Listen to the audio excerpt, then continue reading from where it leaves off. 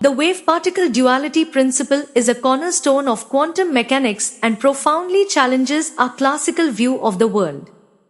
According to this principle, particles like electrons do not follow the classical rules of being either a particle or a wave. Instead, they exhibit characteristics of both, depending on how we observe or measure them.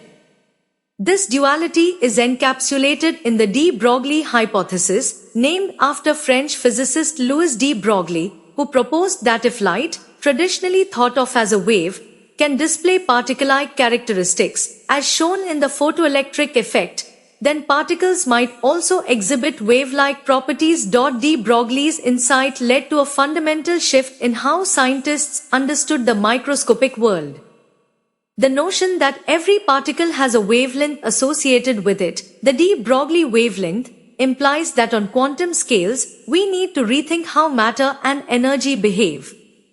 This wavelength is inversely proportional to the momentum of the particle, meaning the faster a particle is moving, the shorter its wavelength. The implications of wave-particle duality are far-reaching. For instance, it allows for the explanation of phenomena such as electron diffraction, where electrons are fired at a slit and create an interference pattern on the other side, a behavior classically expected only from waves.